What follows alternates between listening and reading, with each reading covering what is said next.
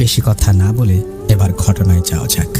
এর মাঝখানে আমি একটু বলতে চাই, না আপনি যেভাবে লিখেছেন আমরা সেভাবেই আমাদের লিসেনারদের কাছে উপস্থাপন করতে চাই। আমরা এখানে হাত দিতে চাই না। আসলে মূল ঘটনাটি আমার বাবাকে কেন্দ্র করে। আমার বাবা একজন ব্যবসায়ী মানুষ ছিলেন। তার ছিল সুপারি ব্যবসা। অন্যান্য বিভাগ থেকে সুপারি নিয়ে আসে এবং পাইকারি দামে তিনি সেটা বিক্রি করেন। আস্তে আস্তে সবার থেকে তার ব্যবসা দিন দিন উন্নতি হতে থাকে। সেটা দেখে পাশের এক ব্যবসায়ী সহ্য করতে পারে না। তার উদ্দেশ্য ছিল কিভাবে আমার বাবাকে অবনতির দিকে নিয়ে আসা যায়। বাবা সৎভাবে ব্যবসা করতেন বলে সে অনেক গীবত এবং নানান ধরনের চেষ্টা করেও বাবার ব্যবসার কোনো ক্ষতি করতে পারেনি। একটা সময় ওই ব্যবসায়ী আমার বাবার ওপর কুফরি কালাম বা ব্ল্যাক ম্যাজিক করে। সেটা আমরা জানতে পারি বাবা মারা যাবার 11 দিন আগে। একদিন বাবা ট্রাক থেকে সুপারি আনলোড করতে করতে অনেক রাত করে ফেলেন। এমনিতেই বাবা প্রতিদিন রাত 11টার ভেতরেই বাসায় ফিরতেন, কিন্তু সেদিন বাজার থেকে ফিরতে ফিরতে অনেক রাত হয়ে যায়। সেদিন থেকেই ঘটনার শুরু। বাসায় ফিরে বাবা প্রচণ্ড পেটে ব্যথা অনুভব করলেন। আমরা গ্যাস্ট্রিকের কথা ভেবে বাবাকে ট্যাবলেট খাইয়ে দিলাম। এরপর বাবা কোনো কিছু না খেয়েই ঘুমিয়ে পড়েন। পরদিন সকালে ঘুম থেকে ওঠেন এবং আগের মতো সুস্থ মানুষ। তো আমরা ভাবলাম এটা গ্যাস্ট্রিকেরই ব্যথা ছিল। তারপর কিছুদিন ভালোই ছিলেন বাবা। পরে আস্তে আস্তে বাবার পেটে ব্যথা বাড়তে থাকে। বাবার তেমন কিছু খেতে পারেন না। আস্তে আস্তে অসুস্থ হয়ে পড়েন। আর এদিকে বাসায় রাতে আজব আজব শব্দ শুনতে পেতাম আমরা। আমি যে রুমে থাকতাম সেই রুমের সাথেই ছিল একটা পরিত্যক্ত রুম। মানে আগে আমার ফুপু থাকতেন ওই রুমে। এখন ফুপু মারা যাবার পর আমরা সেই রুমটা স্টোর রুম হিসেবে ব্যবহার করি। সেই রুমে আমি প্রতিদিন রাত 9টা থেকে 11টার ভেতর অনেক রকম শব্দ শুনতে পেতাম। আবার রাত 3টা থেকে 4টার ভেতর শব্দ শুনতাম। শব্দগুলো এমন ছিল 2-3টা ছোট বাচ্চা মারামারি করলে যেমন শব্দ হয় তেমন আর কি। আর মাঝে মাঝে দরজায় লাথি মারলে যেরকম আওয়াজ হয় ঠিক তেমন শব্দ। লাথি মারার শব্দ শুনে আমি কয়েকবার বাইরে বের হয়ে দেখি কেউ নেই, কাউকে নজরে পড়ে না। 6-7 দিন এভাবেই কাটছিল। এমন সময় দরজায় লাথি মারার শব্দটা প্রচণ্ড বেড়ে যায়। আমি রাতে ঘুমাতে পারতাম না। পরে আমার একটা ফ্রেন্ডকে বলি আমার কাছে এসে থাকার জন্য। এদিকে নানান ধরনের ডাক্তারের ওষুধ খেয়েও কোনো ফল পাচ্ছিলাম না। অর্থাৎ আমার বাবা কোনো ফল পাচ্ছিলেন না। দিন দিন যেন বেড়েই চলেছে। পরে একদিন আমরা বাবাকে রংপুর এক বড় ডাক্তারের কাছে নিয়ে যাই। ডাক্তার অনেক রকম পরীক্ষা করতে দেয়। আমরা সবগুলো পরীক্ষা শেষ করি। পরে আমি জানতে পারি যে রিপোর্টগুলো বের হতে রাত 9টা বেজে যাবে। এখন কি আর করার, রংপুর থেকে আমাদের গ্রাম প্রায় 3 ঘন্টা। রাত 9টার পর বাড়ি ফেরার বাস পাবো না বলে সন্ধ্যার আগে বাসার উদ্দেশ্যে রওনা দেয় সবাই।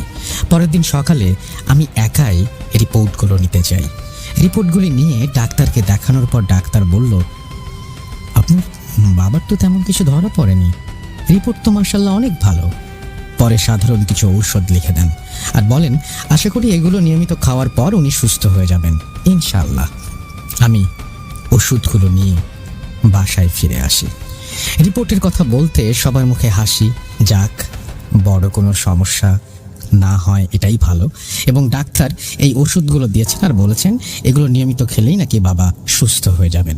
এভাবেই 1 মাস যায়, 2 মাস যায়, কিন্তু সুস্থ হওয়ার কোনো নামই নেই। এদিকে বাসায় চলছে আর এক বিপদ। আমরা তো প্রথমে মনে করেছিলাম কেউ হয়তো দুষ্টুমি করে শব্দ করছে, কিন্তু এতদিন তা করার কথা না। মানুষ যদি করে তো 1 বার বা 2 বার করবে, 1 দিন বা 2 দিন করবে। এভাবে যখন 1 সপ্তাহ হয়ে যায় তখন আর বুঝতে বাকি ছিল না যে এটা কোনো মানুষের কাজ না, এটা নিশ্চয়ই কোনো জিনের কাজ। পর এলাকার মসজিদের ইমামকে দিয়ে বাড়ি বন্ধ করে নেই। তারপরও চলতে থাকে, কোনো কাজ হয় না। দিনে দিনে আরো অবনতি হয়ে যায় বাবার। এমন সময় বাবা একেবারে অসুস্থ হয়ে পড়ে। কোনো কিছুই খেতে পারে না, যা খায় তাই বমি করে ফেলে দেয়। আর পেটের ব্যথা অনেক বেড়ে যায়। রাত দিন শুধু পেটে ব্যথায় অনেক জোরে জোরে চিল্লাচিল্লি করতে থাকে। বাবার সাথে সাথে আমাদের বাড়ির পুরো মানুষ 7 মাস ঘুম কি জিনিস বলতে পারি না। এদিকে পরিত্যক্ত রুমে আজব আজব শব্দ, আর অন্যদিকে বাবার চিল্লানোর আওয়াজ। পুরো 7 মাস আমি রাত বা দিন কখনোই ঘুমাইনি। যখন আমরা রংপুরে ডাক্তারদের চিকিৎসার কোনো ফলাফল পাচ্ছিলাম না, তখন আমরা ঢাকায় বড় বড় ডাক্তারদের চিকিৎসা নেই, কিন্তু কোনো কাজ হয় না। দিন দিন শুধু অবনতিই হতে থাকে। পরে শেষের দিকে আরো কিছু বড় পরীক্ষা নিরীক্ষা করার পর জানতে পারি বাবার লিভার ক্যান্সার। সবাই অনেক ভেঙে পড়ি।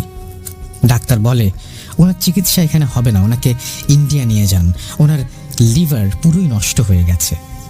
এখন ইন্ডিয়া নিয়ে যাবার সাধ্য নেই আমাদের, কারণ অনেক টাকার প্রয়োজন। আর এতদিনে জমানো যত টাকা ছিল সব শেষ। আমরা এত টাকা পাবো কোথায়? সবাই হতভম্ব হয়ে বাবাকে বাসায় নিয়ে আসি।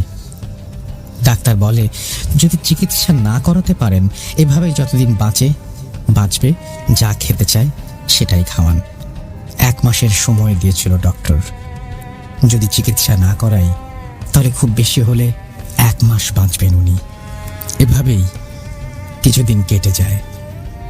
এমন চিকিৎসাবিহীন অবস্থায় নিজের বাবাকে চলে যেতে হবে, এটা ভাবতেই চোখ ভিজে যায়। কোনো সন্তান চাইবে না বিনা চিকিৎসায় বাবাকে মৃত্যুর মুখে ঠেলে দিতে। এরপর বাসায় কিছু লোকের মুখে শুনি একটা কবিরাজ আছে, তার কাছে যাই। কবিরাজ তার জিনের মাধ্যমে জানতে পারে বাবাকে কেউ কুফরি কালাম করেছে। এটা বাবা মারা যাবার 11 দিন আগে জানতে পারলাম, কিন্তু এতদিনে সময় শেষ। তাই ওনার লিভার নষ্ট হয়ে গিয়েছিল। বিষয়টা আমি ভালোভাবে বোঝানোর জন্য 6 থেকে 7টা কবিরাজের কাছে যাই, কিন্তু সবাই একই কথা বলে, আর বলে সময় শেষ হয়ে গেছে, আর অনেক আগেই চিকিৎসা নেওয়ার দরকার ছিল। কেউ বাবার চিকিৎসা করার সাহস পায় না। পরে আমি একজন বড় কবিরাজের কাছে যাই। সে বলে তোমাদের বাড়িতে 7টা তাবিজ রাখা আছে, সেগুলো যদি বের করে নষ্ট করা যায় তাহলে তোমার বাবার সুস্থ হওয়ার সম্ভাবনা 10%। কবিরাজ বলে যে ব্ল্যাক ম্যাজিকটা করেছে সে নাকি একটা নরপিশাচকে 3টা ছাগল আর 3টা সাদা মুরগি এবং নানান কিছু দেবার লোক দেখিয়ে বাবার উপরে ভর করিয়েছে বাবার লিভার খাওয়ার জন্য। পরে সে আরো বলে তুমি যদি চাও তো আমি তোমার বাবাকে আমার যতটুকু সাধ্য আছে সব দিয়ে চেষ্টা করে দেখতে পারি বাঁচানোর জন্য, কিন্তু হ্যাঁ, ওনার বাঁচার সম্ভাবনা শুধুই 10%। তারপরও বাবাকে বাঁচানোর জন্য চিকিৎসা শুরু করতে বললাম। পরের দিন কবিরাজ তার লোকজন নিয়ে বাড়িতে আসে। তারপর কবিরাজ তার এক কর্মচারীর ওপর জিন হাজির করে এবং আমাকে খালি বাটি দিয়ে কবিরাজ বলে উনি যেখানে মাটিতে দাগ দেবে তুমি সেখানে নিজ হাতে মাটি খুঁড়ে যেটা পাবে সেটাই এই বাটিতে রাখবে। তারপর আমি কবিরাজের কর্মীকে ফলো করতে লাগলাম, মানে জিন ভর করার লোকটিকে। তিনি মোট 6টি জায়গায় দাগ দেয়। প্রথম আমাদের বাড়ির গেটের সামনে ঠিক মাঝখানে, দ্বিতীয় দাগ বাড়ির আঙিনার মাঝখানে, তৃতীয় দাগ বাবা যে ঘরে থাকতো সে ঘরের দরজার সামনে, চতুর্থ দাগ রান্নাঘরের মাঝখানে, পঞ্চম দাগ চুলার ভেতরে এবং ষষ্ঠ টিউবওয়েলের গোড়ায়, এবং সপ্তমটা নাকি টিউবওয়েলের ভেতরে ফেলে দিয়েছে। তারপর এক এক করে আমি দাগ দেওয়া স্থানগুলোর মাটি উঠাতে থাকি এবং 6 জায়গায় আমি হাত দিয়ে 6টা তাবিজ উঠাই। সেগুলো বাটি সহ কবিরাজের সামনে নিয়ে যাই। কবিরাজ তাতে মন্ত্র পড়ে পানি ছিটিয়ে দেয় তাবিজগুলোর ওপর।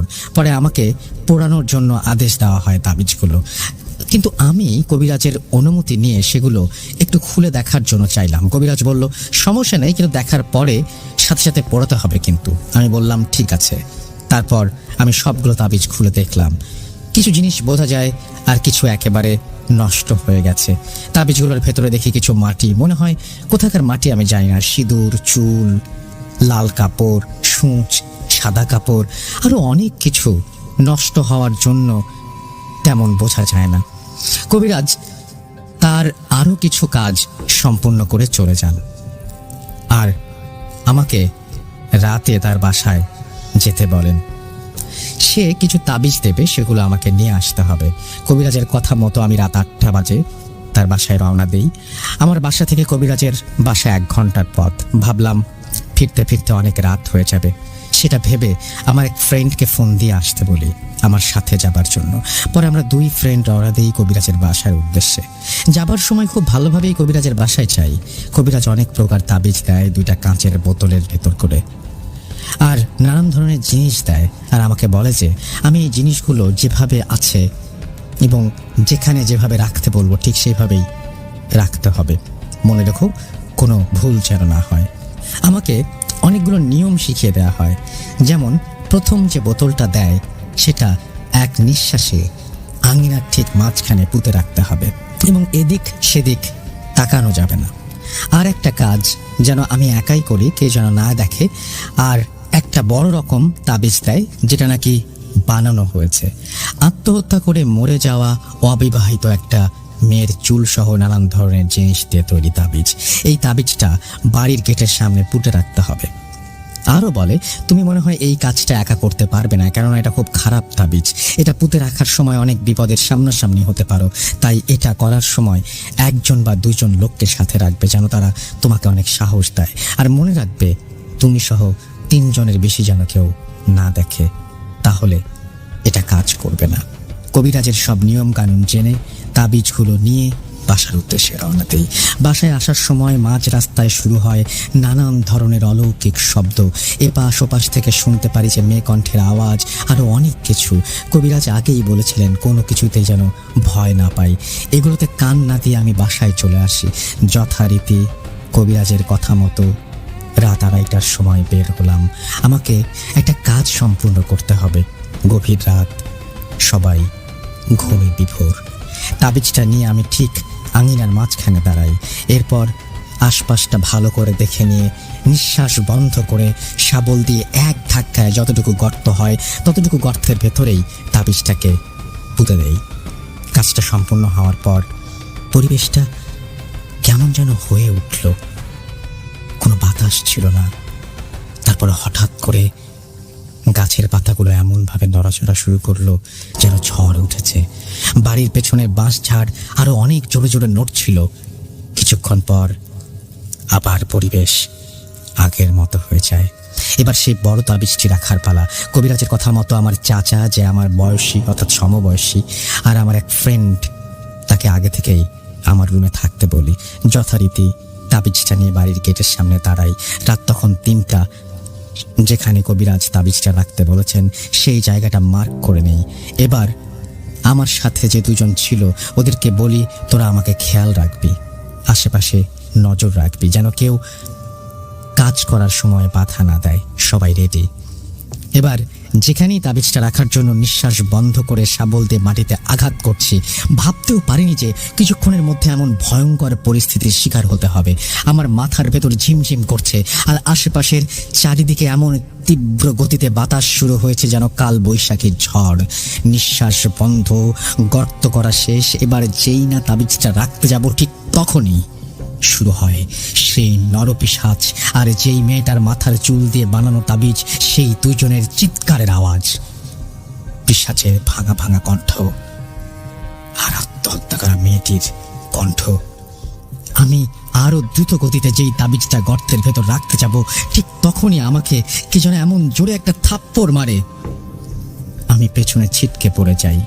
তারপরও নিঃশ্বাস বন্ধ থাকা অবস্থায় বাবাকে বাঁচানোর তীব্র চেষ্টা করি। গর্তের ভেতর তাবিজটা কোনো রকমে মাটি চাপা দেই। তারপর আস্তে পরিবেশটা আগের মতো হয়ে যায়। পরে সারা রাত আর কোনো শব্দ শুনতে পাইনি। একদম স্বাভাবিক রাতের মতোই কেটে যায়। পরদিন কবিরাজ আসে আমাদের বাসায়। সে সরিষা ছিটিয়ে দেয়। পরে তার কর্মীর ওপর জিন হাজির করে। তার কাছ থেকে আমরা জানতে পারি আমাদের কাজ সম্পূর্ণ হয়েছে। এখন একমাত্র আল্লাহ যদি ওনার হায়াত দিয়ে থাকেন তাহলে উনি সুস্থ হবেন। এ কথা বলে কবিরাজ চলে যান। এমনিতেই কারো চোখে ঘুম নেই। সেদিন রাতে কেন জানি বাবা ব্যথায় আর চিল্লান না, স্বাভাবিক মানুষের মতো ঘুমান। কতদিন ঘুমাই না বিছানায়।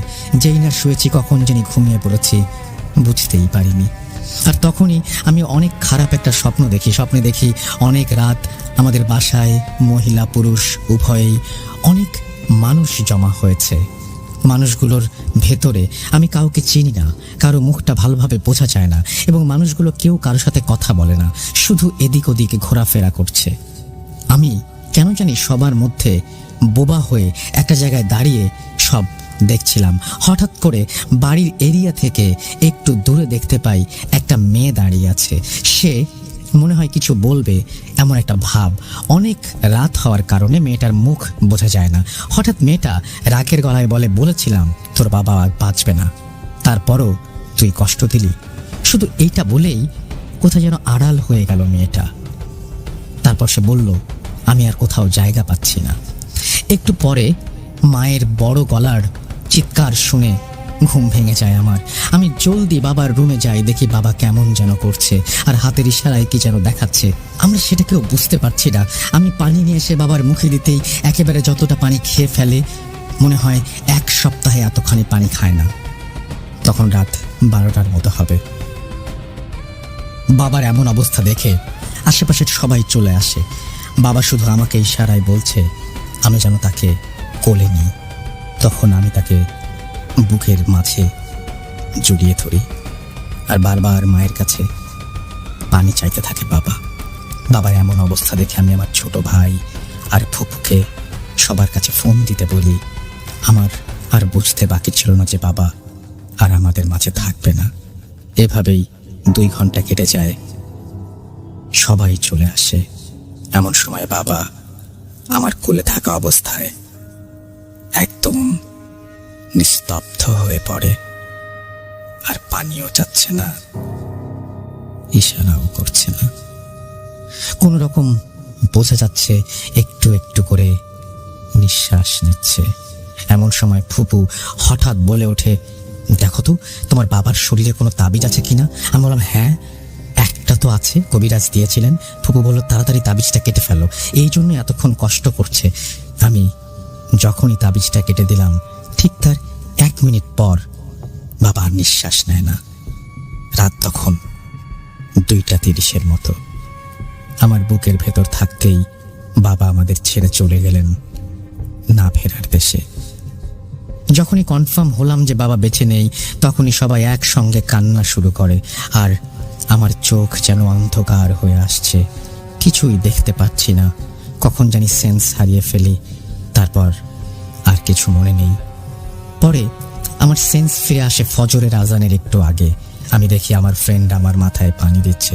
সকাল হতে না হতেই বাবাকে দাফন করার জন্য সবকিছু রেডি। আমার আত্মীয় স্বজনরা এবং পরিবারের সবাই শুধু কান্না করছিল, ভীষণভাবে ভেঙে পড়ছিল সবাই। সকাল 9টায় বাবার জানাজার নামাজ শেষ হয়।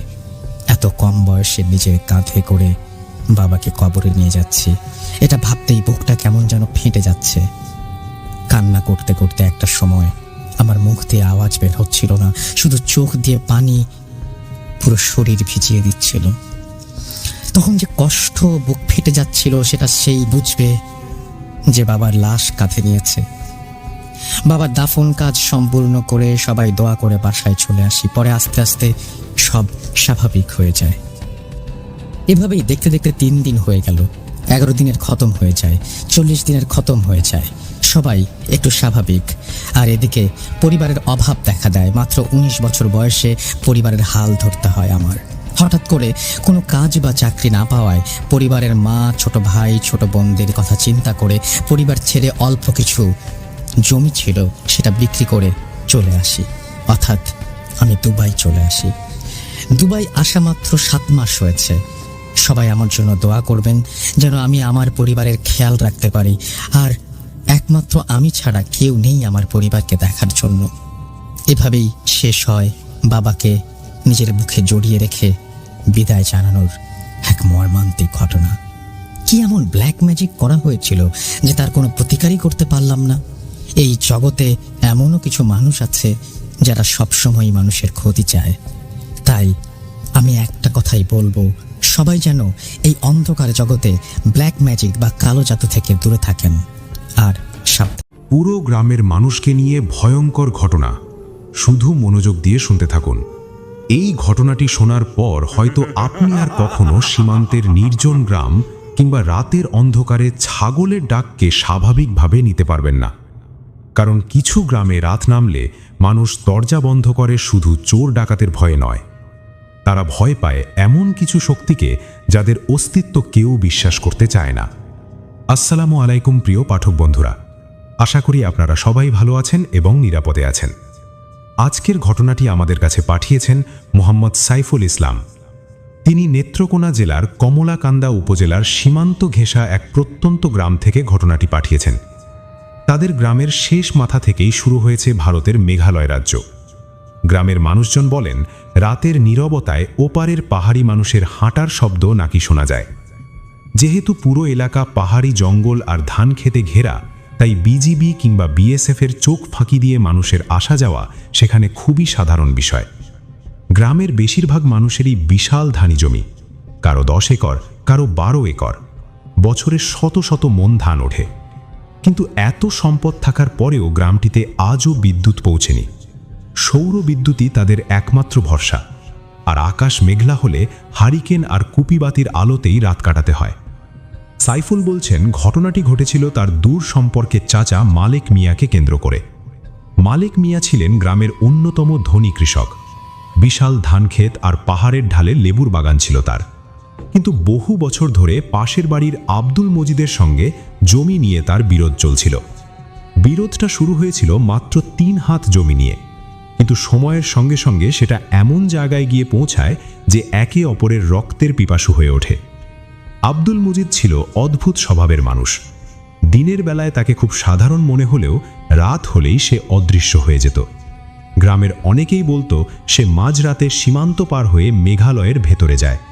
আবার কেউ বলতো ওপারের পাহাড়ি খাসিয়া গ্রামে তার ওঠা বসা আছে। কিন্তু এসব নিয়ে কেউ কখনো প্রকাশ্যে কিছু বলতো না, কারণ গ্রামের সবাই জানত আব্দুল মজিদের পেছনে ছিল পাহাড়ি এক কারো সম্প্রদায়ের গ্রাম প্রধান, যার নাম ছিল রাংথু কারবা। লোকটা কালো জাদুতে এতটাই পারদর্শী ছিল যে আশেপাশের কয়েকটা সীমান্ত গ্রামে তার নাম শুনলেই মানুষ দরজা বন্ধ করে ফেলত। গ্রামের বৃদ্ধরা বলতো, রাংথু কারবা নাকি মানুষের শরীর ছাড়াই ছায়া পাঠাতে পারে, কারো ঘরের চালের ওপর রাতভর ছাগলের পায়ের শব্দ শোনাতে পারে, আবার কারো উঠোনে এমন কিছু ফেলে যায় যেটা স্পর্শ করার পর পুরো পরিবার অসুস্থ হয়ে পড়ে। প্রথম অস্বাভাবিক ঘটনাটা ঘটে আষাঢ় মাসের এক রাতে। সেদিন ভীষণ ঝড় হচ্ছিল। সৌরবিদ্যুতের চার্জ শেষ হয়ে যাওয়ায় পুরো গ্রাম অন্ধকারে ডুবেছিল। রাত প্রায় 2টোর দিকে মালিক মিয়ার ছোট ছেলে রুবেল ঘুম থেকে উঠে বাইরে প্রস্রাব করতে যায়। হঠাৎ সে দেখতে পায় তাদের গোয়াল ঘরের সামনে একটা কালো ছাগল দাঁড়িয়ে আছে। ছাগলটার চোখ অস্বাভাবিক লাল ছিল। অন্ধকারের মধ্যেও চোখ দুটো জ্বলছিল আগুনের মতো। রুবেল ভয়ে চিৎকার করে ঘরে ঢুকে পড়ে। সবাই হারিকেন নিয়ে বাইরে বেরোয়, কিন্তু বাইরে গিয়ে তারা কিছুই দেখতে পায় না। পরদিন সকালে মালিক মিয়ার স্ত্রী উঠোন ঝাড়ু দিতে গিয়ে চিৎকার করে ওঠে। উঠোনের মাঝখানে একটা কাটা ছাগলের মাথা পড়েছিল। মাথাটার 2 চোখ উপড়ে ফেলা, আর মুখের ভেতর গুঁজে দেয়া ছিল লাল কাপড়ে মোড়ানো কয়েকটা চুল আর পেরেক। পুরো গ্রামে আতঙ্ক ছড়িয়ে পড়ে। গ্রামের মসজিদের ইমাম এসে কোরআন তেলাওয়াত করেন। সবাই বলে এটা ভালো কিছু না, কিন্তু মালিক মিয়া বিষয়টাকে পাত্তা দেননি। তিনি বলেছিলেন কেউ ভয় দেখানোর চেষ্টা করছে। কিন্তু সেই রাত থেকেই অদ্ভুত সব ঘটনা শুরু হয়। প্রতিদিন গভীর রাতে তাদের টিনের চালের ওপর যেন কেউ হাঁটাহাঁটি করত। কখনো ছাগলের ডাক, কখনো নারীর কান্না, আবার কখনো মনে হতো কেউ বাড়ির চারপাশে ঘুরে ঘুরে মাটি খুঁড়ছে। মালিক মিয়ার বড় মেয়ে শিউলি এক রাতে জানালার ফাঁক দিয়ে দেখে উঠোনে সাদা কাপড় পরা একজন মহিলা দাঁড়িয়ে আছে।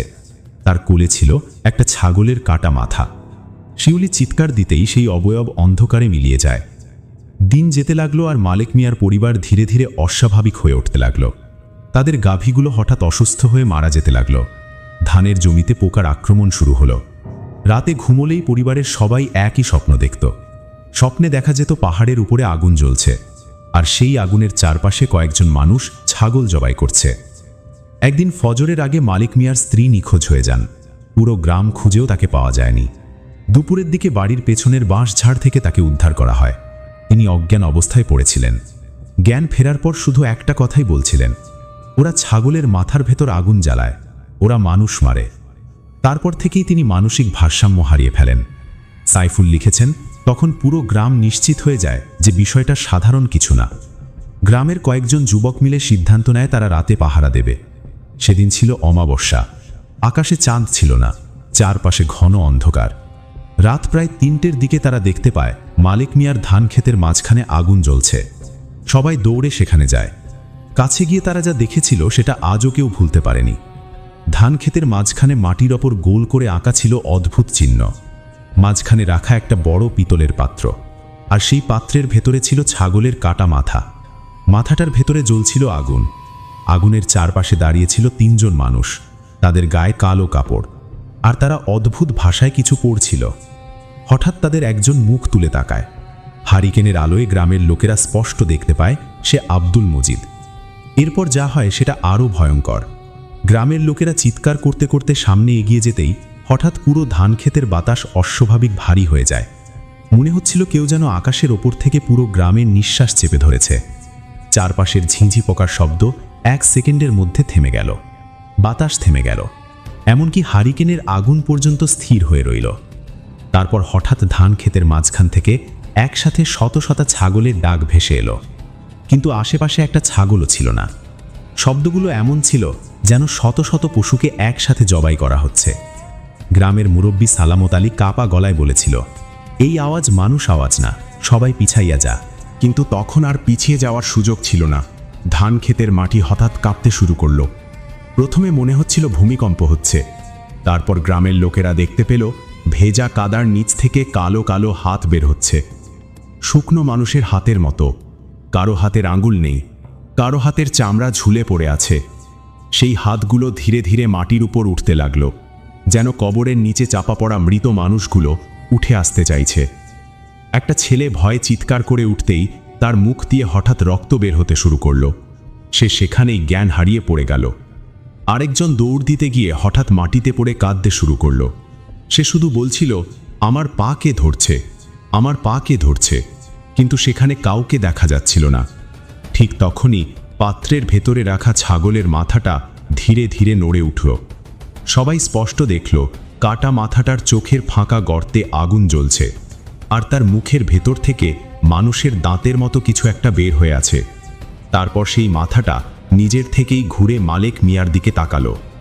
পরের মুহূর্তে যে শব্দটা শোনা গেল সেটা মানুষ না পশু কেউ বুঝতে পারেনি। জমি আমাদের চাই। কথাটা পুরো ধান খেতে প্রতিধ্বনিত হতে লাগলো। জমি আমাদের চাই, জমি আমাদের চাই। মনে হচ্ছিল একসাথে শত শত গলা একই কথা বলছে। তারপর গ্রামের সবাই দেখল কালো কাপড় পরা 3 জন লোকের পেছনে আরও কয়েকটা অবয়ব দাঁড়িয়ে আছে, কিন্তু তাদের শরীর ছিল না, শুধু লম্বা ছায়া, আর সেই ছায়াগুলোর চোখ লাল আগুনের মতো জ্বলছিল। হঠাৎ কালো কাপড় পরা একজন নিজের হাত কেটে রক্তপাত্রের ভেতরে ঢেলে দিল। সঙ্গে সঙ্গে ছাগলের মাথাটা অমানসিক শব্দে হাসতে শুরু করল। সেই হাসি শুনে গ্রামের কয়েকজন লোক কান চেপে ধরে বসে পড়ে। একজন বৃদ্ধ তো সেখানেই হার্ট অ্যাটাক করে মারা যায়। মালিক মিয়া তখনও দাঁড়িয়েছিলেন, তার পুরো শরীর কাঁপছিল, কিন্তু তিনি আয়াতুল কুরসি পড়তে পড়তে সামনে এগিয়ে গেলেন। তার মুখ দিয়ে তখন শুধু কোরআনের আয়াত বের হচ্ছিল। তিনি এক মুঠো মাটি তুলে ফু দিলেন, আর ঠিক তখনই পুরো সীমান্ত এলাকা কেঁপে উঠল। প্রচণ্ড ঝড় শুরু হলো, এমন ঝড় গ্রামের মানুষ জীবনে দেখেনি। ধান ক্ষেতের মাঝখানে আগুন কয়েক হাত উপরে উঠে গেল। কালো ছায়াগুলো হঠাৎ চিৎকার শুরু করল। সেই চিৎকার মানুষের না, মনে হচ্ছিল পাহাড়ের ভেতর আটকে থাকা হাজারো প্রাণী একসাথে আর্তনাদ করছে। তারপর সবাই দেখল ছাগলের মাথাটার মুখ ফেটে ভেতর থেকে কালো ধোঁয়া বের হচ্ছে। ধোঁয়ার ভেতরে মানুষের মুখ দেখা যাচ্ছিল। কেউ কাঁদছে, কেউ সাহায্য চাইছে, কেউ নিজের চোখ নিজেই ছিঁড়ে ফেলছে। গ্রামের লোকেরা তখন পাগলের মতো দৌড়াতে শুরু করে। কেউ কারো দিকে তাকাচ্ছিল না, শুধু বাঁচার চেষ্টা করছিল। কিন্তু মালিক মিয়া থামেননি। তিনি চিৎকার করে সূরা ফালাক পড়তে শুরু করলেন, আর সেই মুহূর্তে কালো কাপড় পরা একজন আগুনের মধ্যে ঝাঁপিয়ে পড়ে। তার শরীর কয়েক সেকেন্ডের মধ্যেই পুড়ে কালো হয়ে যায়, কিন্তু আশ্চর্যের বিষয় হলো তার শরীর মাটিতে পড়ার আগেই অদৃশ্য হয়ে যায়। বাকি 2 জন তখন পাহাড়ের জঙ্গলের দিকে দৌড় দেয়, কিন্তু দৌড়ানোর সময় তাদের পেছনে মানুষের মতো কিছু একটা হামাগুড়ি দিয়ে চলছিল। গ্রামের কয়েকজন বলেছিল তারা স্পষ্ট দেখেছে সেই জিনিসগুলোর মাথা ছিল ছাগলের আর শরীর মানুষের। পরদিন সকালে পুরো গ্রাম ধান খেতে গিয়ে যা দেখেছিল সেটা আজও কেউ ভুলতে পারেনি। যেখানে আগুন জ্বলছিল সেখানে মাটির নিচে পোতা ছিল অসংখ্য পুতুল। প্রতিটা পুতুলের গায়ে গ্রামের মানুষের নাম লেখা, কারো বুকের মধ্যে সূচ ঢোকানো, কারো চোখ সেলাই করা, আবার কিছু পুতুলের মুখের ভেতর গুজে দেয়া ছিল আসল মানুষের নখ আর চুল। সবচেয়ে ভয়ঙ্কর ছিল একটা বড় পুতুল। পুতুলটার মাথা ছিল ছাগলের কাটা মাথা দিয়ে বানানো, আর তার গলায় ঝুলছিল মালেক মিয়ার নাম। এর ঠিক 3 দিন পর আব্দুল মজিদ নিখোঁজ হয়ে যায়। কিন্তু ঘটনাটা এখানেই শেষ হয়নি। তার নিখোঁজ হওয়ার 7 দিন পর সীমান্তের পাশের পাহাড়ি ঝর্ণার কাছে এক বিএসএফ সদস্য নাকি গভীর রাতে একটা অদ্ভুত দৃশ্য দেখেছিল। সে দেখেছিল জঙ্গলের ভেতরে কয়েকজন কালো কাপড় পরা মানুষ আগুন ঘিরে দাঁড়িয়ে আছে, আর মাঝখানে বসে আছে এক লোক যার পুরো শরীর পোড়া, কিন্তু তার চোখ দুটো জ্বলছিল। লোকটা ধীরে ধীরে মুখ তুলে তাকায়, আর সেই বিএসএফ সদস্য পরে দাবি করেছিল লোকটা ছিল আব্দুল মজিদ, কিন্তু তার মুখের অর্ধেক ছিল ছাগলের মতো। এরপর থেকে প্রতি অমাবস্যার রাতে সীমান্তের ওই জঙ্গলে কেউ যায় না, কারণ মাঝরাতে সেখানে আজও শোনা যায় পাথরে ধারালো ছুরি ঘষার শব্দ। তারপর একসময় ভেসে আসে ছাগল জবাইয়ের শব্দ। আর গ্রামের মানুষ বলে যদি কেউ ভুল করে সেই শব্দ অনুসরণ করে জঙ্গলের ভেতরে ঢুকে যায় তাহলে আর কখনো তাকে স্বাভাবিক অবস্থায় ফিরে পাওয়া যায় না। কারণ কয়েক বছর আগে গ্রামের এক যুবক সাহস করে সেই শব্দের পেছনে গিয়েছিল। 3 দিন পর তাকে ধান ক্ষেতের মাঝখানে অচেতন অবস্থায় পাওয়া যায়। তার মুখে তখন শুধু একটাই কথা ছিল, ওরা এখনো মাটি খোঁড়ে, ওরা এখনো মাথা কেটে আগুন জ্বালায়, আর ওদের নেতা এখনো বেঁচে আছে। প্রিয় বন্ধুরা, ঘটনাটি কেমন লাগলো কমেন্ট করে জানাবেন। ঘটনাটি পড়ার পর আমি নিজেই অনেক ভয় পাইছি। তাহলে এখন চলুন আরও ভয়ানক ঘটনায় যাই। এখন আপনাদের মাঝে যেই ঘটনাটি বলবো, এই ঘটনাটি অন্যরকম একটি ভয়ানক ঘটনা। চলুন শুনে আসা যাক। চাটমোহর উপজেলার ফইলজানা গ্রাম চিকনাই নদীর তীর ঘেঁষা একটি শান্ত গ্রাম। দিনের আলো ফুরিয়ে গেলে এই গ্রাম যেন একেবারে অন্য এক জগতে চলে যায়। নদীর দিক থেকে হালকা বাতাস আসে, কিন্তু রাত গভীর হলে সেই বাতাসও থেমে যায়। ঘরবাড়িগুলো নিস্তব্ধ হয়ে পড়ে, শুধু দূরে দূরে কুকুরের ডাক আর ঝিঝি পোকার শব্দ ভেসে আসে।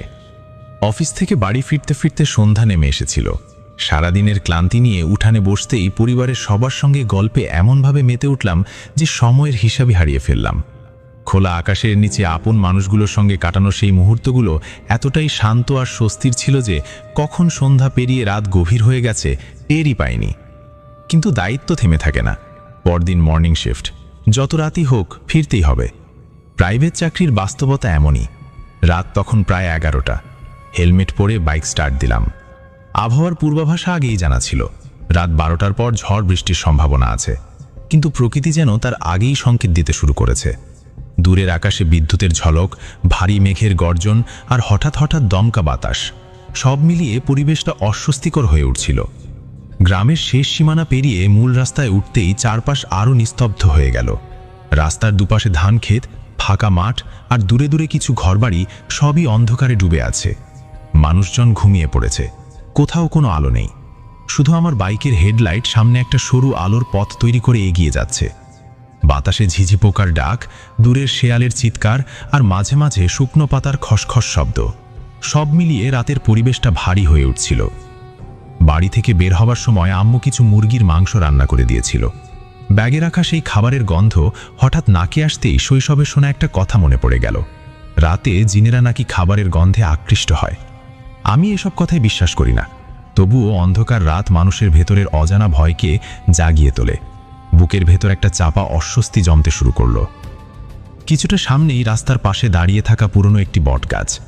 গাছটা এতটাই বড় আর ছড়িয়ে আছে যে দিনের আলোতেও সেখানে এক ধরনের ছায়াময় অন্ধকার লেগে থাকে। স্থানীয় মানুষজন জায়গাটা এড়িয়ে চলে, বিশেষ করে রাতের বেলা।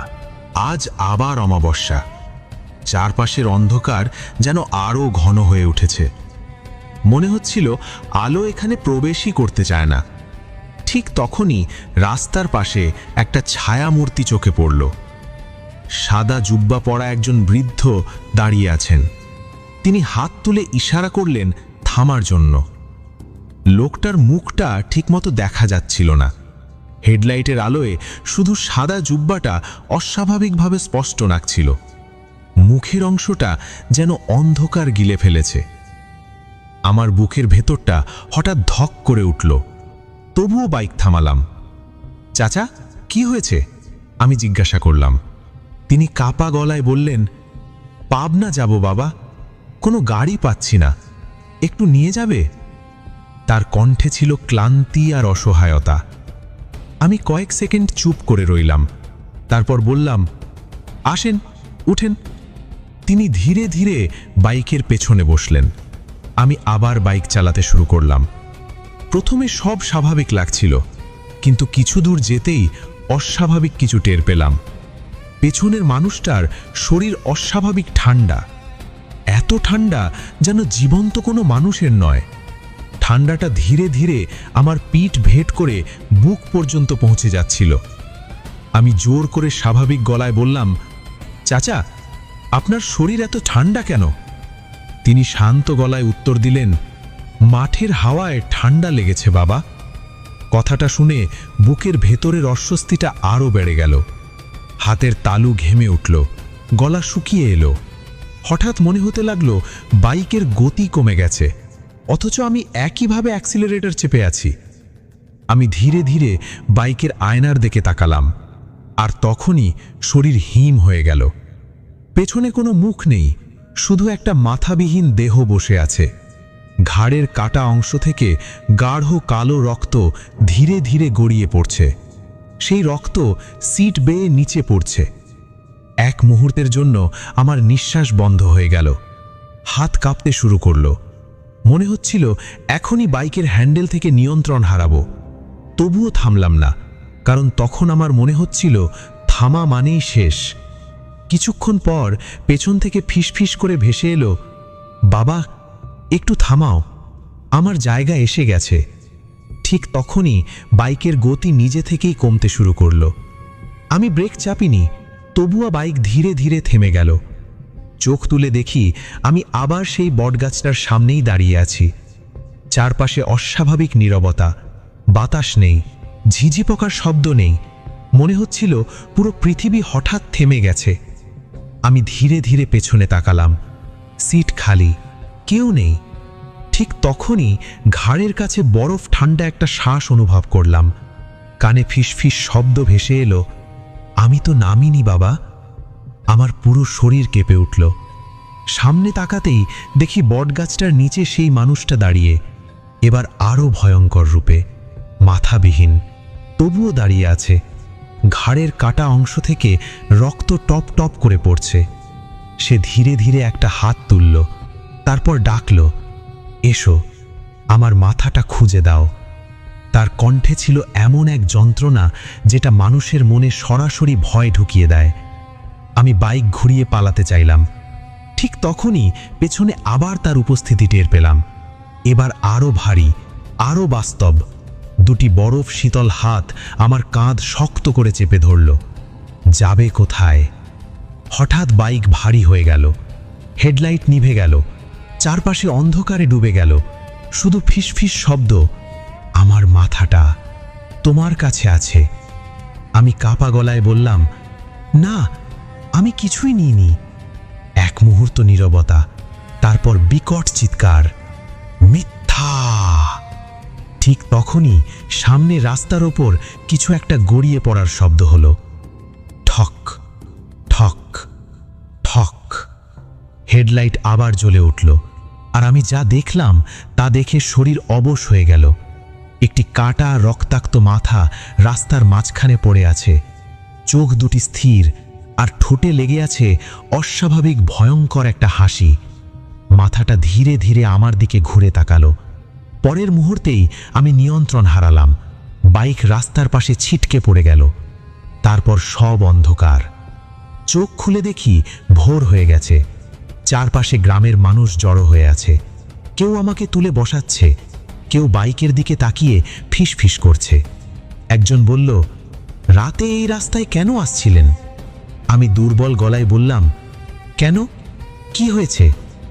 লোকটা কয়েক সেকেন্ড চুপ থেকে বলল, এই বটগাছটার নিচে কয়েক বছর আগে একজনকে খুন করা হয়েছিল। মাথা কেটে আলাদা করে ফেলে রাখা হয়েছিল। তারপর থেকেই মানুষ নানা রকম জিনিস দেখে এখানে। আমি আর কিছু বললাম না, ধীরে ধীরে বাইকের দিকে তাকালাম। পেছনের সিটে শুকনো রক্তের দাগ, আর এক কোণে আটকে আছে কয়েকটি চুল। সেদিনের পর আর কখনো রাতে ওই রাস্তা দিয়ে যাইনি।